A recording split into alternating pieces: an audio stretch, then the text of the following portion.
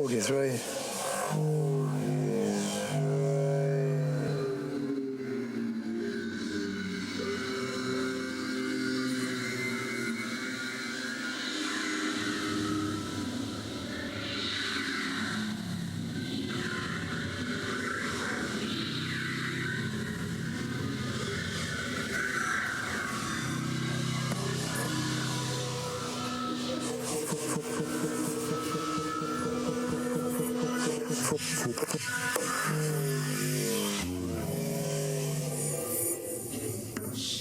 And then suddenly things started like, and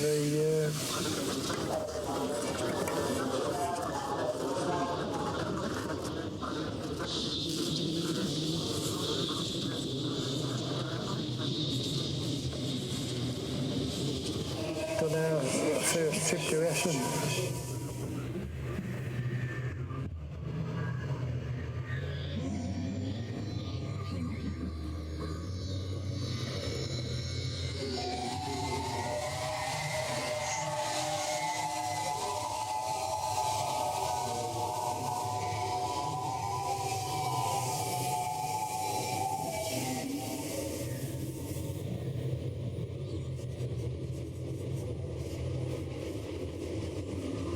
In Germany, in the road area, the industrial area.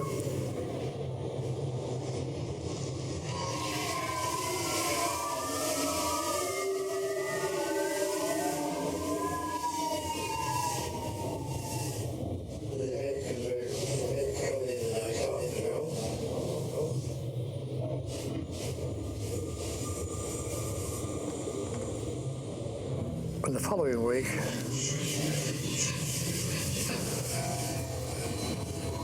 we did the tour to Hamburg.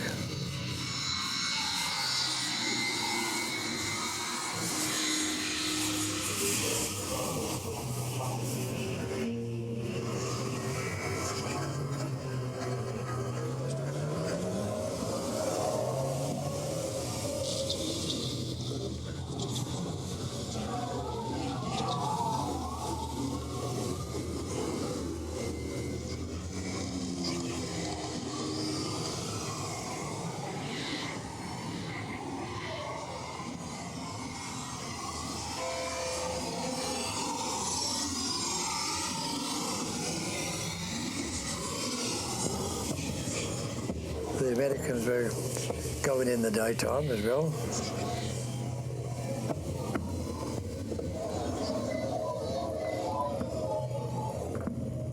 They didn't get much rest really in Germany, one way or another.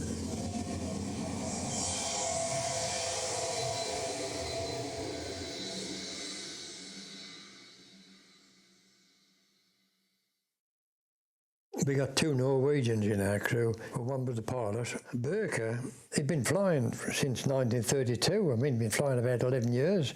He was a quiet chap, so he knew what he was about. And the other one was the navigator. Smashing chap he was. Well, he was all right, Odd Olsen. He was, and then there was Dennis Morris, the flight engineer. He was okay, got to know him. A chap named Roberts, he was the bomb aimer. I've more or less got to know the other gunner, kid named Stan Bates, and the other chap who I can't really place, who was the sort of second pilot. I can't even place his face at all. He was only with us for one trip, or one or two. If he'd done about 8 to 10 ups, we might have. Of course, it all changed the second. All got to know each other a lot better, and they got wind of us. But when we were shot down, we had another chap with the same surname as myself, an officer, Flying Officer Daniels, and he's only with us for that one trip. And he was killed. And of course, Bjerke was killed, the Norwegian, the pilot. They were the only two that died. The others crashed and were lucky they got out. I don't know where, they crashed amongst trees in wood somewhere, I think. But they must have gone down pretty shallowish or something like that somehow. Because, I mean, let's face it, in the dark, you don't know what you're going to land in. At the end, our flight engineer come along and said, you've got to bail out. I took it that they were going to bail out as well. We're just going to get off and get out. But of course they didn't. Whether they were too low, I don't know. I know we were low because we went along before I was on the ground. I went along to the rear gunner, tail gunner, and told him he got to bail out. And I said, I'll wait for you to go because I'll be able to see him from where I was going to sit on the hatch, open the hatch up halfway along, and I could sit on the edge and just leaning forward like that, looking back. I could see him when he come out, because he got to turn his turret round, and the doors were behind him, so he opened the doors behind him and rolled out backwards. So as soon as he went out, I just rolled forward and out, and that was it. The only one that was injured, as far as I know, was the bomber who apparently had been standing up when they crashed. And when I saw him, I think we'd been in a wagon come to take us. We'd been in a clink. We'd been locked up somewhere to a Luftwaffe station, and he got a flipping great lump on his head. He must have hit something hard. But he's apparently okay eventually. But after that, I didn't see him again. The only one I saw was Bates in our camp when we finished up in the camp, and Olsen.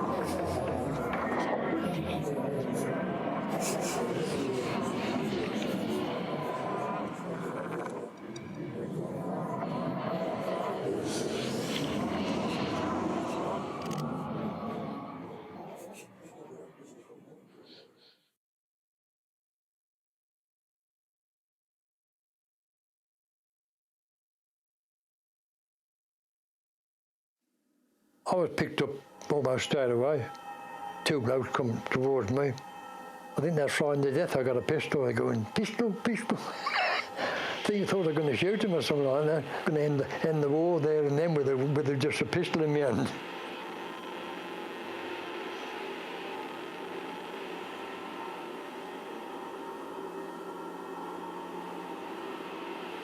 That was on the edge of a bit of a ditch at the side of the field, so we come out onto the main, the road, because only a village it was. The next thing, he come down, they were going to come down with somebody. So we were both marched off then to a house. Got a little gathering in the house, there was the family and whatnot, and the two jokers lurk in the background with, I don't know what I think about it, and they look almost like they'd been Gestapo agents, you know, Hamburg hats on. They never said a word at all, they just stood there.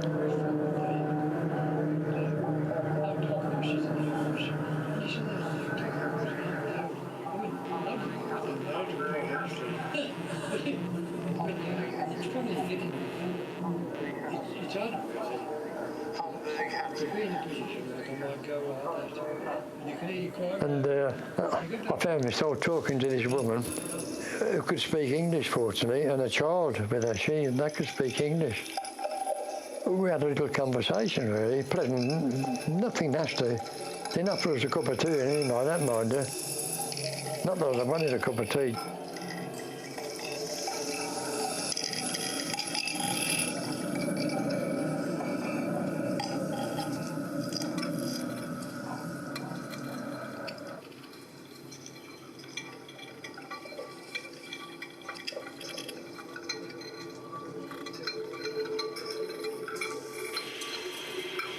And then we marched off from there eventually to the lockup.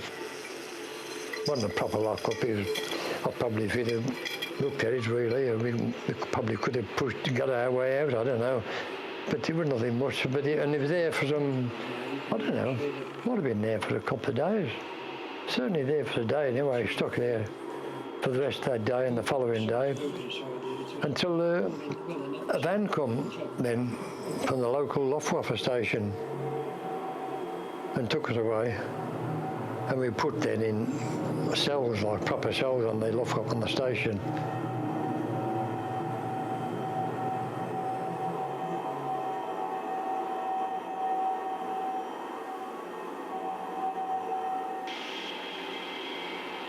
And I still had nothing to eat.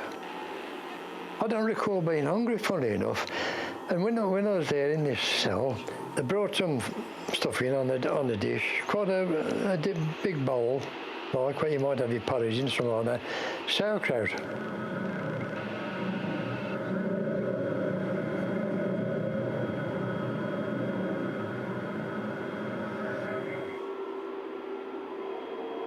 And it was probably good, but I never touched it. Wasn't interested in it at all.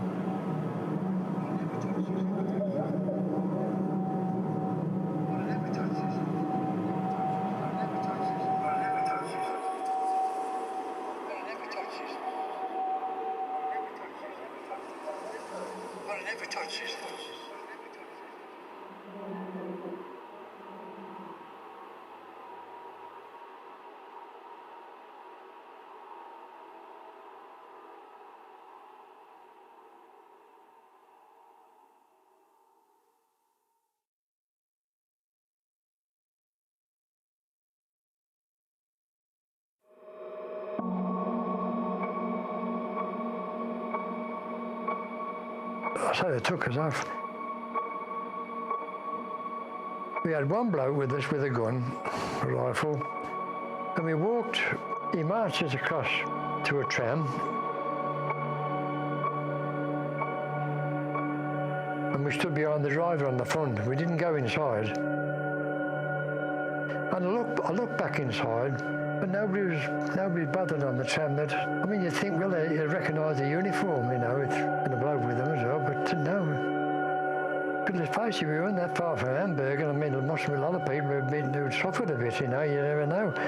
Because I mean, we had two people having a go at us when we was first picked up. And then we finished up in the interrogation centre then, more commonly known as Stalag.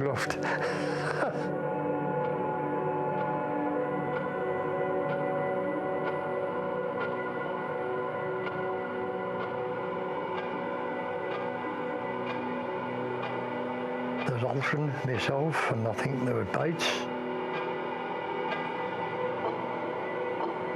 There's quite a few of us in there, you know, in the crowd. And one by one, we were out to the interrogation joker.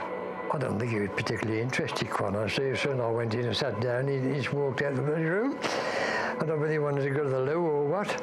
But I was looking around his desk, and on his desk there was lists of aerodromes in England, you know, places in England. Others, I don't know. You couldn't tell him anything if you wanted to, because they know it all. Yeah. Oh, and the usual stuff, his name, number and rank and that, and then back in the cell. Then eventually we moved out into cattle trucks on the train.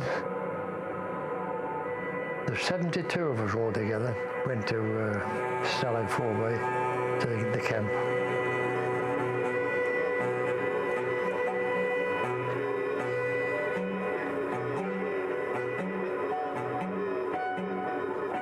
There could have been about 12, 13 or 14 in there with all at one end. Up the other end, there's a lot of straws and stuff, and he was just standing by the door. Of course, I don't know whether they delivered, but the flipping engine driver, he's either a learner or he's doing it deliberately. Backward and forward, the flipping trucks are shaking about one and there's racket. And in doing that, he stopped it suddenly and the sliding door slid forward like that and hit the one guard who ran there, over there, and broke the skin. He was bleeding. Of course, he was took off. Another one come. And our man, you know, I'd been a German speaker. He said, "Eine Mann kaputt." Well, they cut the bloke on the door laughed. He thought it was funny. One of his mates been.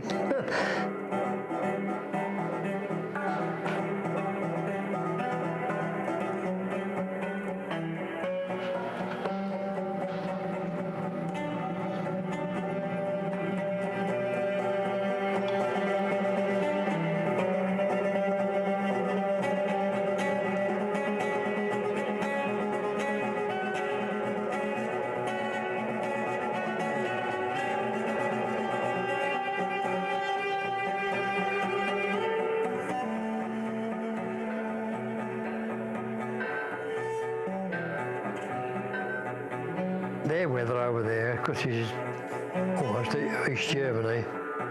I mean, Christmas, we always had snow. But you could guarantee it, you know, and the winter was going to be cold and it was going to be snow. Each Christmas, he was there. And the same thing with the summer. And when we went in that camp in the middle of August, it was very hot. I know we hadn't had a drink, and they let us off the train at stopped us one place where there was, I don't know what it would have been really, but it could have been a public convenience, you know. But there was a row of sinks and taps, and we couldn't get a drink fast enough. We could have drunk the bloody place dry, all of us, you know. Got underneath the taps. No cup, just mouth underneath the tap.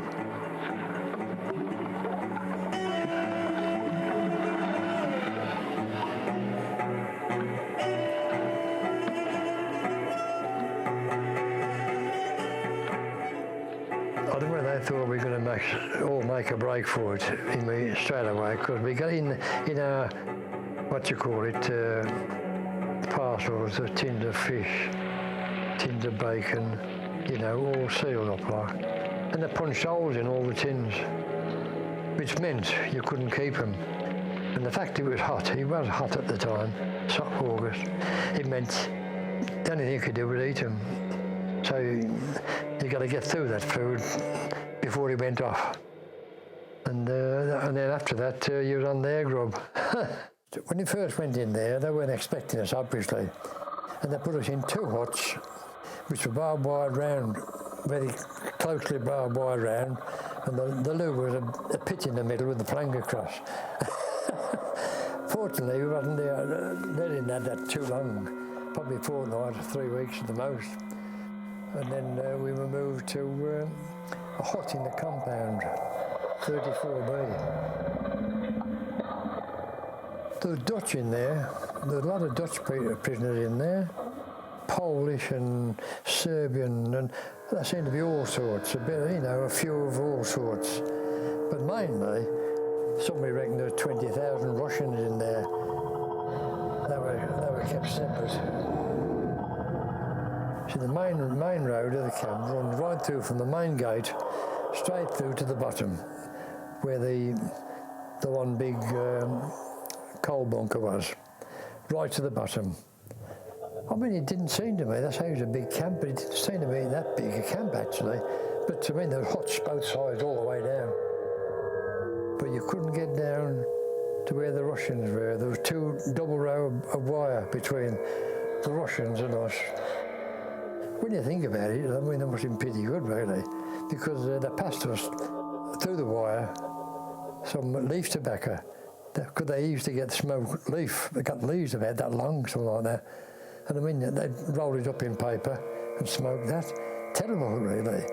When they used to pass that to us to smoke. I mean, they got nothing, really, when you think about it. Because they just got I don't know what their bare rations were, but that's all they got. They got nothing from the Red Cross, of course, because they weren't in the Red Cross. They weren't covered by it. So they got nothing. I don't think many of them ever saw Russia again.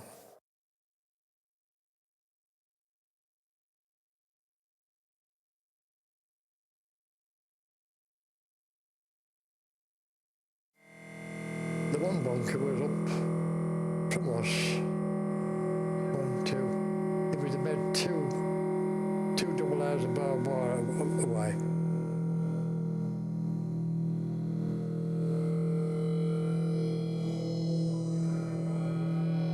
A row of wire, then another row of wire, 4 foot apart, then you were into the next compound.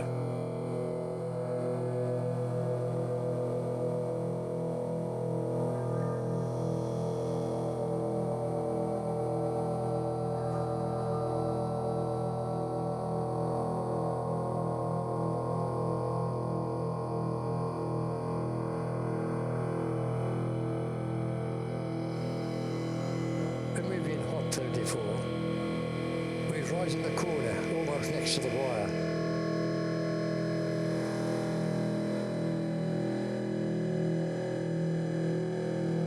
Push underneath the wire with the kit bags.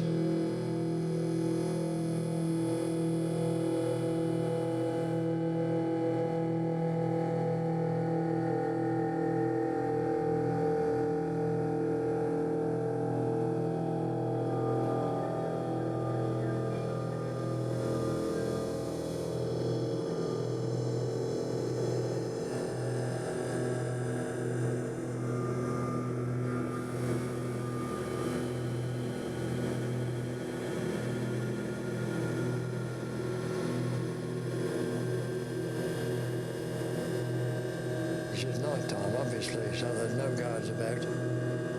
But they are around, but they obviously looking out for them.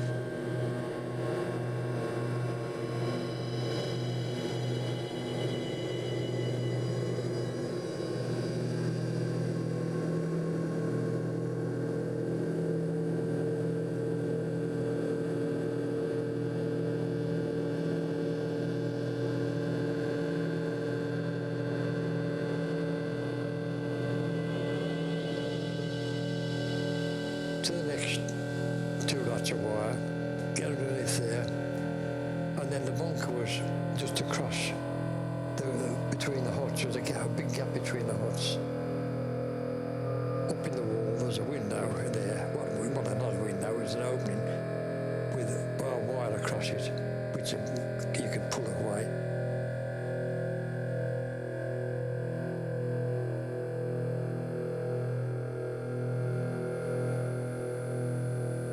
Climb up and get inside, fill the kit bags up, get back out, and then smuggle your way back down again, back to the thing. Of course, we got away with it once, we didn't get away with it next time.